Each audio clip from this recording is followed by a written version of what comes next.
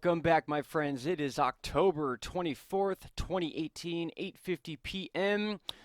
First and foremost, I want to say happy 70th birthday to my father. Today is his birthday. Sorry I didn't get a video out yesterday. Had a lot going on. As you all know, I appreciate the comments, all the kind words and prayers. That was amazing of you guys. Thank you so much. But we are on to other things today. Now, we're going to talk about three things today. One being the remnants of Willa, Hurricane Willa that came in from the Pacific Ocean through Mexico and is now crossed over Texas, and we can see the expansion of the moisture now. And now what we're going to see happen, we'll move to frame 200 here. You're going to begin to see this start to rotate in a counterclockwise motion.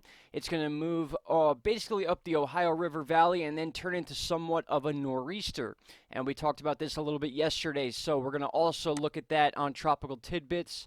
This is a look into the future on this coming Saturday. Actually looks to be the brunt of what this nor'easter will bring to the upper northeast. A little bit of snow you can see in North New York, in Maine as well. We had snow in Maine today, actually. We can see that on this chart.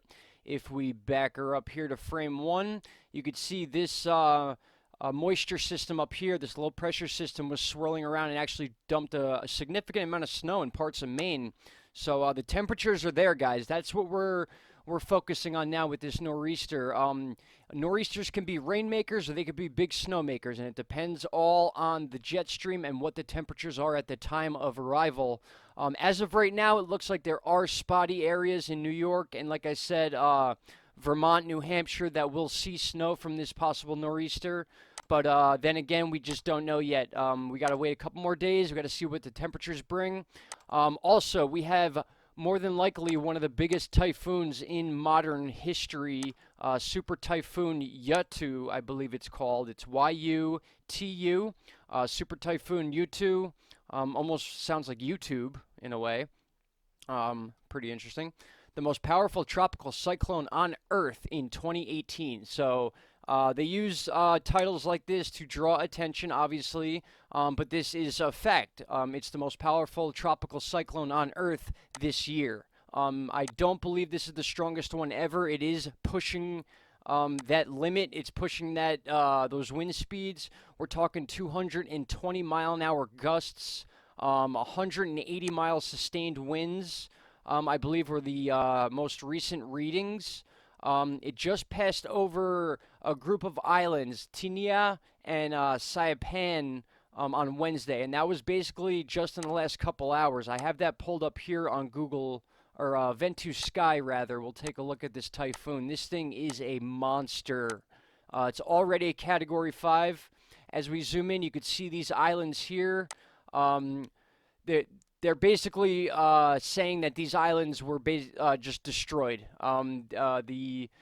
The damage area of this storm of severe damage basically covered the entire island itself. The cone of uncertainty, or the high risk areas as opposed to the less risk areas on the outside of those cones, this thing went right over. So there is definitely a lot of damage and a lot of cleaning up to do in the coming days for these islands here, and is expected to move closer to the west part of the Pacific and make a second landfall. Now, I will bring that up if I could find the screen. Let's see what we got. Let's go from this way. So we have the remnants of Willa. This is what we're watching that's tracking over the U.S. right now, which will become, in turn, that nor'easter. You could see in these spaghetti plots how it's coming across South Texas, staying south, and then once it gets to about the border of the Atlantic Ocean and North Carolina and Virginia, that's where it's going to hook up, and we're going to get that 9 symbol that we always look for the nor'easters, and that's when we got to see what happens. We got to see what our temperatures are, and that's going to determine how much rain and or snow, some places getting a mix, that we will see. But no doubt about it, there will be a lot of rain with this. It's a nor'easter, guys. Remember last year we had 4 of them in a month, and they were during winter, so it was a lot more snow. This is going to be more of a rain and wind and chilly, just really crappy weather that, comes with winter territory. So we all got to get prepared for that, just as we prepare for the hurricane and tornado seasons. Now, with Yutu, YUTU here. This is a typhoon because of the area of the Pacific Ocean it's in. If we click these here, you could see this is where it is right now, 919 millibars, guys. That is an unbelievably low pressure, very, very strong storm. Category 5, if you want to compare it to how we measure our hurricanes in the Atlantic Ocean. Absolutely a Category 5 when you're getting wind gusts of 220 miles per hour. At one point or another, there was 180-mile-an-hour sustained winds as it was passing these islands. And we're going to get an up and down drop of the pressures as this thing moves west, closer to these continents here and these little islands. It's not certain which of these it's going to hit. We're going to have to look into this over the next coming days, the next 48 hours, to see exactly where it's going to go. But it looks like it wants to come in and then hook back out. I've seen a lot of these storms come in this way and they get stuck up in this area in the North and South Korea area. We dealt with that earlier in the year with one of the bigger typhoons we've seen in history. So we have a trend going on here, guys. There's a lot of storms that we have seen that are breaking records.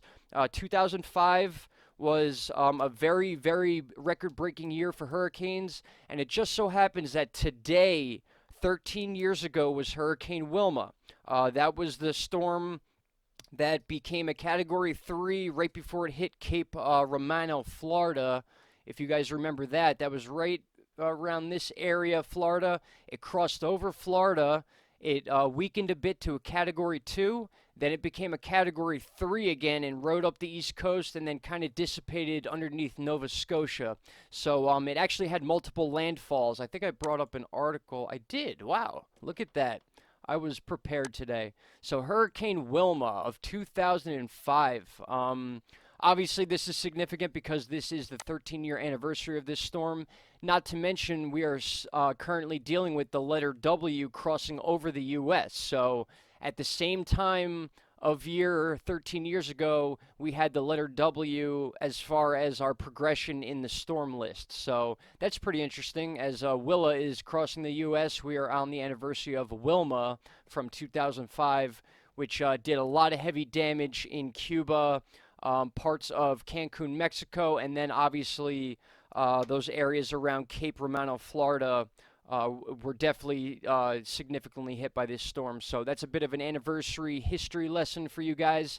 If you want to come to this Wikipedia page, it's got all sorts of stats about the storm, the amount of money it costs, how many landfalls it made, its start, its finish date, all sorts of cool info. So I'll go ahead and link this for you guys in the description box for those of you that want to check this out, or you could simply just go to Wikipedia and type in Hurricane Wilma. You could do that with any hurricane, and it's got all these stats and all this stuff you can look at. Just very good information for those of you that are storm watchers. I love looking at Wikipedia. It's one of my favorite sites. I know it's just a lot of words, but it's a lot of great information. Actually, you know what? Let's look at this for really quick. Let's see where this thing is going to go. This super typhoon they're calling Yutu. I just want to name it YouTube. It just sounds like YouTube, right? Oh, okay, so it moves westward over the next 3 days, and then it looks like it wants to head towards Marinita, if I'm pronouncing that right. And then it makes a little bit of a west-northwest movement by the 29th, and then going into the 30th and Halloween, that's where it makes its little loop right there. So there's a possibility this may not make a landfall in any of these islands here. This thing may loop around and come back out to sea. We just have to wait and see. But again, like I said, a lot of these storms that are projected to come out this way, there's some sort of pressure out here that often pushes them up into this area, and that's the last thing these areas need. They've been just completely decimated by typhoons this season. That includes Tokyo as well. Tokyo was much earlier in the year, and then we were inside this area a lot. So Pacific Ocean still very much on fire. And finally, we want to check out one more thing here, and that is an invest in the Atlantic Ocean. So we do have action still going on in the Atlantic. Remember, guys, the season does not officially end until November 30th. We've seen hurricanes after that. We've seen them before that. We've seen them in April. We've seen them in December. So this is not uncommon. This is a pretty strong chance of this forming. 70% chance over the next 5 days. It kind of like does its little loop-de-loops in here because of the surrounding pressures, but some of the spaghetti plots you can see, it comes about this way. Those black triangles are the current direction. So as of right now, this storm is heading in this direction, but the plots are showing that there will be a change. It may come north and then west. That's going to be interesting if this is a categorized hurricane or a tropical storm and it's making that western movement towards the east coast of the U.S. We'll certainly be watching then. So at any point, if any of the pressures in the ocean, the high pressure, the Bermuda Atlantic pressures that we talk about a lot, if any of those change, this thing could certainly come towards the U.S. But as of right now, it looks like it's going to get hung up in the ocean and possibly be born and die out in the ocean itself before making any sort of landfall or threat to the U.S. I can't say the same for parts of Ireland. As we know, a lot of our storms get up in this area by Nova Scotia and then get pulled right into that area. So we just got to wait and see. It's a waiting game. A lot of weather stuff is. I can back out of here real quick. We got a pretty decent look at the precipitation from Willa. We could see the path it took into Mexico, making landfall about 2 days ago, and now tropical depression. And here we see all the moisture from it now moving across the middle of the U.S. And again, you're going to start to see this swirling around this area. It's going to bring a lot of rain to these areas, Louisville, Charleston, Nashville, Tennessee, Kentucky, you name it. A lot of these states are going to be affected by this even before it becomes that nor'easter, where we're going to see those strong winds that are very common with nor'easters in the Boston area, Providence, a lot of those areas that stick out, Montauk, Long Island, any of those eastern parts of Long Island are always prone to these storms, and just very windy because, again, half that storm is in the ocean, half of it's inland, and it keeps refueling itself, and it pulls up warm, moist air from the Caribbean and uses it as fuel, even though that cold air is coming down from Canada. So you can see how that mix happens. You get that swirl, and then you get that dip in the jet stream, and that's usually where that line of snow and rain meet. So you can see there's still some snow going on as we speak in Maine, and we backtrack that a little bit. You can see how it was its own separate system. So this has nothing to do with the Willa moisture that's coming up to do the nor'easter. This was a separate system that came down from Canada and kind of took Maine by surprise, to be honest. It came out of nowhere. But with that said, I believe we've covered everything up to date. This is a big moisture system, guys, so this is going to hit a lot of areas, and once it gets to the Great Lakes and those cooler temperatures, we could be dealing with lake effect snow. It's not a guarantee because we're just under those temperatures. We're still in that 38, 39 degree at night time temperature, not quite cold enough for there to be significant snow, but we're getting there. And if we're seeing these nor'easter shapes already, that just gives you a little bit of an idea of what to expect for the rest of this winter, and I certainly hope it's not like it was last March that we were dealing with. So, all right, guys, with that said, I'll run you through the GFS real quick. We'll take a look at Willa making its way past South Texas and then through the southern states towards the East Coast, and then by October 27th, it says here Saturday, it's going to make a big move. It's going to move all the way from basically North Carolina and swirl up to the northeast all within a day. So it's a fast-moving nor'easter. It comes and goes quickly, but then you see those pinks and purples. That's where that line is between the snow, sleet, and rain. So a lot to look out for here. I think the biggest deal is going to be the wind and the rain, in my opinion. Obviously, northern areas will get some snow, but those coastal areas are the ones at risk. So those of you that live in Boston, Massachusetts, the exposed parts of Connecticut, Long Island, even Jersey and Chesapeake Bay, you got to be on alert for this in the next coming days. It's coming no matter what we do about it. And we will follow up on YouTube also because they are calling this one of the biggest tropical mega typhoons ever in the history of recorded weather. And I've been hearing that a lot lately, and I don't know if that's a good thing or a bad thing. I did a video once talking about different Earth cycles that we could be going through right now, as opposed to any sort of change that the humans are causing to the atmosphere or anything like that. You know, I don't talk about much of those things, but There's no doubt about it. The storms are getting stronger. They're getting bigger. They're lasting longer. Once they hit land, they're staying in shape.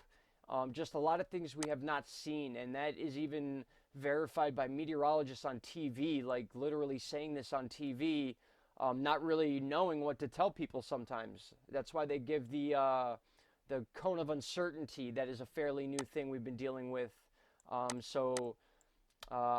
With that said, guys, I'm going to let you go. I think we've covered everything. This is a monster storm, one of the biggest I've seen in a long time, and we are just going to continue to follow it as well as the nor'easter that is currently heading its way towards the northeast. So thank you guys for listening. Tomorrow is another day. I do have work tomorrow, so I'm going to try to get a video out before that, probably between 4 and 5 o'clock. If not, then we will see the following morning. Our work week, it's a little hard to get the videos out, but when we're off for the few days we have, that's when we pump out the videos and get you guys all caught up. So I hope everything was understandable today. Basically, we need to worry about this nor'easter, and we need to worry about the invest in the Atlantic Ocean for the U.S., and then we have Yutu, super typhoon, which is breaking records already as a Category 5 in comparison to the Atlantic hurricane season. All right, guys, have a great night. Thank you for listening, and once again, thank you so much for all those positive comments on the previous video. It means a lot to us and our family. So thank you so much, and I'll talk to you guys real soon. Have a great night. Bye-bye.